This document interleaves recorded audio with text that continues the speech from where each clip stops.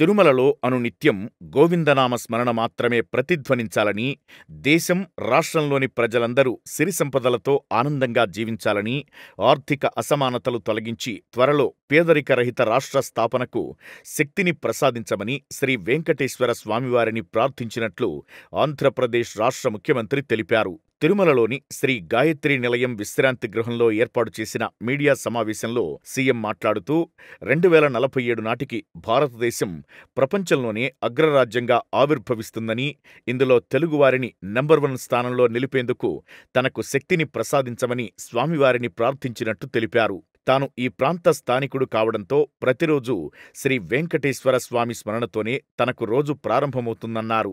తన చిన్ననాటి జ్ఞాపకాలను గుర్తు చేసుకుంటూ తన పాఠశాల, కళాశాల రోజుల్లో శ్రీనివాస మంగాపురం, తిరుపతికి నడిచి వెళ్లే సమయంలో తిరుమల శ్రీవారిని స్మరించుకున్నట్లు చెప్పారు. శ్రీ వెంకటేశ్వర స్వామి తమ కులదైవమని, గతంలో తనపై జరిగిన క్లైమోర్ మైన్ దాడి, గత 5 ఏళ్లలో రాజకీయ దాడులతో సహా తన జీవితంలో ఎదుర్కొన్న అన్ని పోరాటాలు, సవాళ్లను శ్రీవారి ఆశీర్వాదం మరియు నా కుటుంబ సభ్యుల మద్దతుతో తాను ధైర్యంతో అధిగమించానన్నారు. రాష్ట్ర అభివృద్ధిని శ్రీ వెంకటేశ్వరుని అనుగ్రహంతో మనమందరం కలిసి పునరుద్ధరించాలన్నారు. ఈ ప్రక్షాళన కార్యక్రమాన్ని తిరుమల పవిత్రతను కాపాడటంతో ప్రారంభించాలనుకుంటున్నట్లు తెలిపారు. తిరుమలను ప్రతి హిందూ భక్తుడు తన జీవితకాలంలో తప్పక సందర్శించాల్సిన పుణ్యక్షేత్రంగా మార్చాలని లక్ష్యంగా పెట్టుకున్నానన్నారు. తిరుమలలో అనునిత్యం గోవిందనామ స్మరణ మాత్రమే ప్రతిధ్వనించాలని, ఆ దిశగా తాను అడుగులు ముందుకు వేస్తారని తెలిపారు. ఈ లక్ష్యాలన్నింటినీ సాధించడానికి తగినంత శక్తిని అనుగ్రహించమని తాను శ్రీ వెంకటేశ్వర స్వామిని ప్రార్థించినట్టు పునరుద్ఘాటించారు.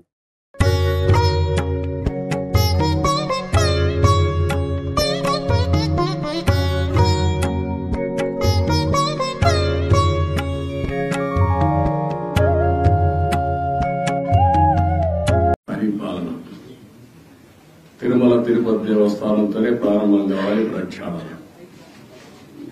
ప్రసాదం లేకపోతే పరిశుభ్రత అన్నిటికీ తిరోధకాలు చేశారు. తిరుమల ఒక పవిత్రమైన దివ్యక్షేత్రం. ఈ పవిత్రమైన దివ్యక్షేత్రాన్ని అపవిత్రం చేయడం భావ్యం కాదు. తెల్లవారుజామున 3 గంటలకు సుప్రభాత దర్శనానికి వస్తే వైకుంఠం అంటే మనకు తెలియదు. పుస్తకాలను చదువుతాం, వైకుంఠానికి పోవాలని కోరుకుంటాం చనిపోయిన తర్వాత. ఆ సమయంలో ఇక్కడికి వచ్చి వెంకటేశ్వర స్వామి దర్శనం చేసుకుంటే వైకుంఠంలో ఉన్న అనుభూతికి కలుగుతుంది. నేను ఎన్నోసార్లు ఫీల్ అయ్యా, ఇప్పుడు కూడా ఫీల్ అవుతున్నా. అందుకే నేను ఇక్కడికి వచ్చినప్పుడు అన్ని విషయాలు మర్చిపోయి ఒక పవిత్రమైన భావంతో పోవాలి. ఒకే స్లోగన్ ఉండాలి. 7 కొండలవాడ వెంకటరమణ గోవింద గోవింద తప్ప, ఓం నమో వెంకటేశాయ తప్ప వేరే స్లోగనే ఉండకూడదు, వేరే వ్యక్తి జ్ఞాపకం రాకూడదు. ఆ పేరుతోనే మొత్తం ప్రక్షాళన చేస్తాం.